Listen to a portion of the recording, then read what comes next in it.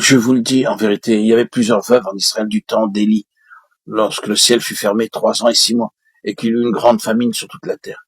Et cependant, Élie ne fut envoyé vers aucun d'elles, si ce n'est vers une femme veuve à Sarepta, dans le pays de Sidon. Il y avait aussi plusieurs lépreux en Israël du temps d'Élisée, le prophète, et cependant aucun d'eux ne fut purifié, si ce n'est Naaman, le Syrien. Luc 4, 25-27. Que représente Élisée? Nous avons dit qu'il représente l'Église. De même qu'Élie, qui est en type Christ et l'Église. Christ est représenté par Élie, parvenant finalement au Jourdain, et du Jourdain, allant vers la gloire. Et lors de son ascension, son manteau tomba sur son successeur. Quant à l'Église, elle est représentée par Élie, saisissant le ministère du Seigneur glorifié et élevé, dans la puissance de son esprit, accomplissant ses propres paroles. Nous devons être plus précis que cela. Élisée représente le ministère de l'Église sur la base de cet esprit, présent dans l'Église, mettant en évidence toutes les valeurs, toutes les potentialités de la résurrection, de l'ascension et de la glorification de Christ. Voyez que Élie et Élisée sont allés tous deux au Jourdain. Ils ont tous les deux traversé le Jourdain, l'un avec l'autre. Sur l'autre rive du Jourdain a eu lieu la glorieuse ascension du Maître. Alors le successeur, ramassant le manteau, recevant l'Esprit, s'est mis en marche pour manifester la puissance et les puissantes vertus de la vie de résurrection. Où est le Seigneur, le Dieu d'Élie? Il a été répondu de nombreuses fois à cette question à travers tous ceux qui étaient confrontés à des situations de mort. Si vous pouvez saisir cela, vous avez la clé pour tous ces incidents. Certaines personnes sont venues et ont appelé les fils des prophètes. Bien sûr, en considérant l'histoire telle qu'elle est écrite, vous n'êtes pas emballé par ces fils des prophètes. Cependant, ils typifient quelque chose. Qu'est-ce qu'ils signifient? Ils représentent ceux qui serviront parmi le peuple du Seigneur en relation avec cette énergie de l'esprit qui est présente dans Élisée, ceux qui parmi le peuple du Seigneur servent pour le témoignage de Jésus, pour le témoignage de sa vie ressuscitée. C'est très simple. Maintenant, notez ce qui est arrivé. Ces fils des prophètes ont dû entrer dans l'expérience pour pouvoir servir. Ce ministère particulier qui progressait était le ministère de la vie, vainquant la mort. Les choses qui sont citées, les eaux de Jéricho, le poisson dans le pot, le fer de hache qui tomba dans le fleuve et qui a surnagé. Tout fait allusion à la mort agissant dans diverses directions de plusieurs manières, chacune d'elles ayant sa propre signification, et de la vie se manifestant triomphalement sur la mort lors de ces tentatives.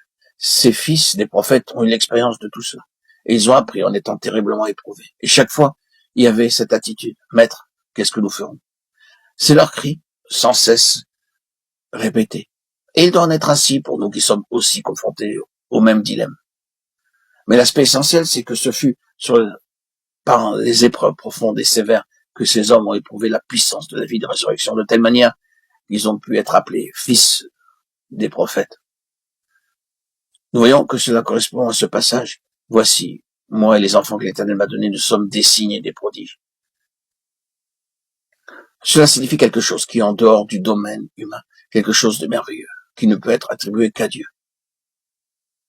Ils sont là pour être des signes et des prodiges, et les fils des prophètes aux côtés d'Élisée manifestent son caractère, en apprenant à son école de manière expérimentale. Maintenant, frères et sœurs, nous sommes d'accord sur le fait que nous avons l'Esprit. Le ministère de l'Esprit est le ministère de la vie vainquant la mort de toute manière et en toutes circonstances. Et notre éducation est en relation avec cela. Si nous devons entrer dans ce service, ce véritable ministère de vie parmi le peuple du Seigneur, nous devons parvenir à cette connaissance par l'expérience et par la puissance de sa résurrection. La seule chose qui puisse réellement servir, c'est cette vie qui triomphe de la mort. Maintenant, permettez-moi de le répéter, chers amis, c'est par le témoignage, qui n'est pas un témoignage fait de mots, d'expressions, de doctrines, ni un système constitué par des vérités, des interprétations, dans la vérité même, dans la puissance, dans la pleine réalité que nous devons être amenés constamment, non pas une fois ou deux fois, mais de différentes manières et en différents domaines, dans des situations où seulement Dieu pourra répondre aux besoins. Il est le Dieu de résurrection, qui seul peut ressusciter les morts. C'est cela le témoignage, et ce n'est pas quelque chose dont vous pouvez entendre parler et vous en saisir. Ne vous y risquez pas. Si vous voulez être dans le cours du ministère de l'Esprit de vie, vous devez affronter le fait que vous allez être plongé dans des situations où personne ne pourra vous aider. Rien ne pourra répondre aux besoins, mais seulement Dieu lui-même. Cela arrivera plus d'une fois, et vous devez dire, comme le grand apôtre, afin de ne pas placer notre confiance en nous-mêmes, mais de la placer en Dieu, qui ressuscite les morts. 2 Corinthiens 1:9.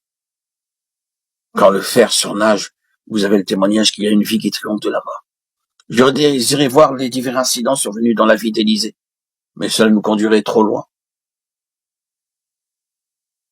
Il y a, dans cet épisode d'Élisée, cette constante manifestation de la vie, triomphant sur la mort.